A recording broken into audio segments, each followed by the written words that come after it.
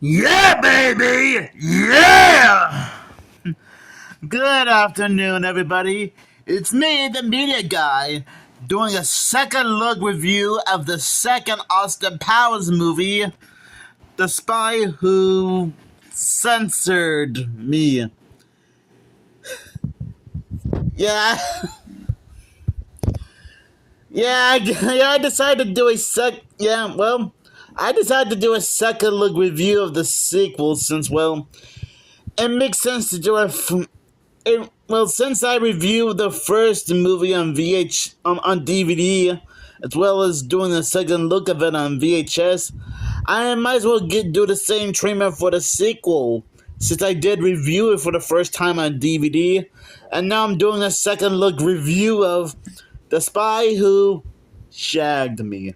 Okay, I'll put my finger down. If you guys saw my original review of Austin Powers, The Spy Who Censored Me, you pretty much know what to expect, but just in case you haven't, first he fought for the crown, now he's fighting for the family jewels. Mike Myers returns as the world's grooviest super spy in his latest comedy adventure, intended on world domination. Diabolical genius Dr. Evil travels back to 1969 and steals Austin's mojo. Now Austin must return to the swinging 60s, recover his mojo, and must stop terminally square arch nemesis from liquidating the world, together with Fab CIA super chick Felicity Shagwell. Boy, what a name!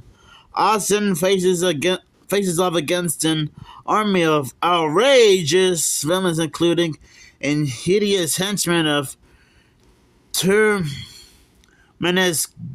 Girth and Mini-Me, Dr. Evil's deranged 1/8 size clone, with an all-star cast including Rob Lowe, Seth Green, Michael York, and Robert Wager. The Spy Who Shagged Me proves that Austin Powers is even groovier the second time around. So, like I said in my original review of this movie a year ago, this one might be even funnier than the first movie. All the cast members come back to reprise their roles as Austin Powers and Dr. Evil, and Seth Green as his son. And I gotta admit, the new characters are quite interesting. Felicity, Mini-Me, and Fat Bastard, pardon my language, who is also played by Mike Myers.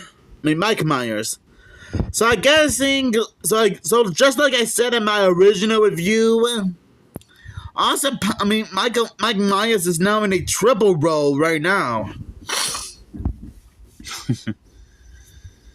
Man, you gotta admit, there are times when things could get really hilarious, especially when Dr. Evil is explaining his Death Star plan to his henchmen, and his son Scott points out that he's basically ripping off Star Wars, which hasn't even existed until maybe almost 12 years, which hasn't even existed until 8 years later. Which is also funny. So now we're just poking fun at science fiction movies rather than spy movies.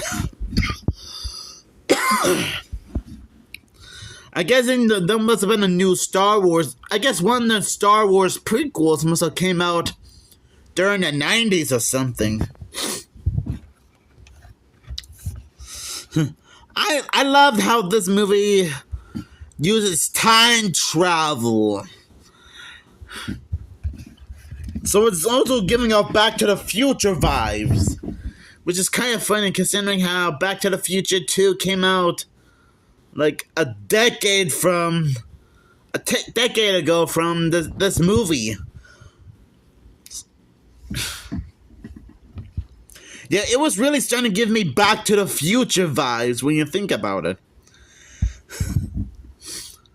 So I'm guessing the makers of this movie must have studied all three Back to the Future films in a row, as well as watching the cartoon show with the same name. You know, I really love that Mike Myers came back to reprise his role as Dr. Evil in Austin Powers. Because, like I said, the Austin Powers movies were meant to be like spoofs / satires of the whole spy genre of the time. Now, I'm not sure if it was also meant to be poking fun at Secret Squirrel, since that was a Hanna-Barbera cartoon, and it's also like a spy type show. Probably not. Again, the constant bickering between Scott Evil and Dr. Evil always seems to get a chuckle out of me. I mean, they're like the Three Stooges minus one.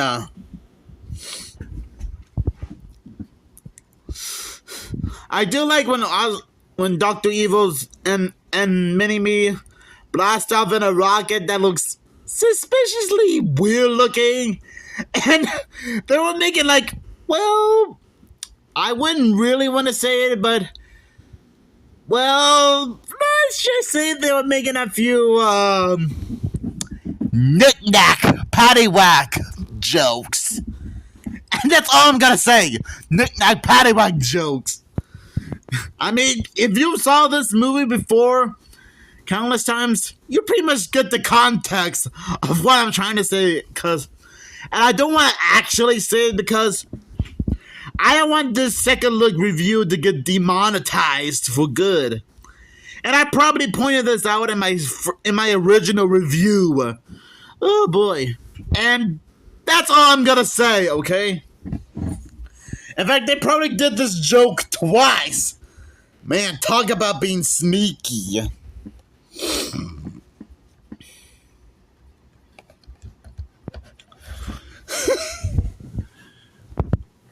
I gotta admit, I still like how we were able to get a chance to see what would happen if Dr. Evil went back in time.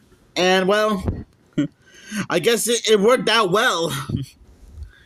I gotta admit, it is cool that he has a secret layer in a volcanic island, and he has his own moon base, well, on the moon. I probably pointed that out in my original review of this movie. But I mean, how many secret layers does Dr. Evil have anyway? I mean, next you gotta tell me he has a secret headquarters somewhere in Sydney, Australia. Oh yeah, I probably said this before in my original review, but I do like how his new headquarters at the beginning of the movie is basically half secret layer, half Starbucks restaurant. I mean, try to talk about trying to include a product placement, and even if it's only for a few seconds. So I guess technically he has like 3 secret layers. One is a Starbucks related restaurant layer. Another one is in a volcano island in the 60s, and another one on the moon. And I probably said this before in my original review, but when number 2 introduced Dr.